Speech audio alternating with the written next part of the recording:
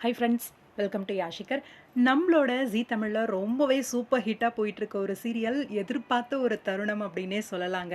இதுவரைக்கும் வீரா அவங்களோட மனசுல வந்து மாறன நெனச்சிட்டு இருக்காங்க அப்படிங்கிற ஒரு விஷயத்த வந்து சொல்லவே இல்ல.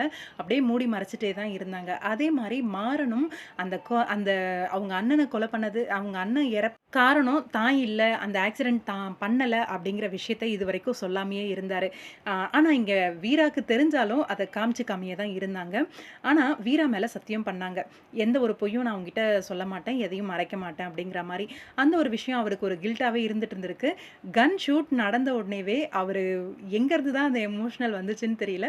வீரா கிட்ட ஸ்ட்ரெய்ட்டா போய், "மன்னிச்சிரு வீரா, நான் உன்கிட்ட பொய் சொல்லிட்டேன். உங்க அண்ணன் ஆக்சிடென்ட் பண்ணது நான் கிடையாது." அப்படிங்கிற உண்மைய வந்து போட்டு உடைச்சிடுறாங்க.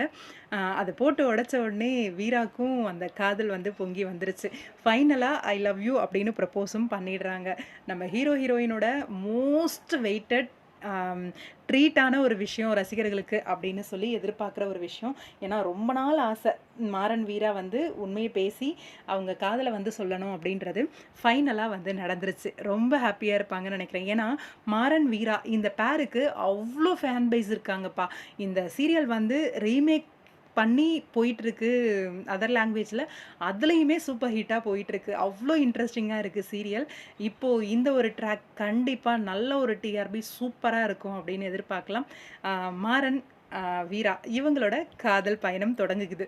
பார்க்கலாம், வெயிட் பண்ணி என்ன நடக்குது அப்படின்ட்டு. உங்களோட கருத்துக்கள் என்ன அப்படின்னு கமெண்ட் பாக்ஸ்ல சொல்லுங்க. ரொம்ப அழகா இருந்துச்சுல்ல அவங்களோட அந்த கியூட்டான ஒரு அடியும் போட்டு காதல சொல்ற வீரா. கெத்து இல்ல எப்பயுமே.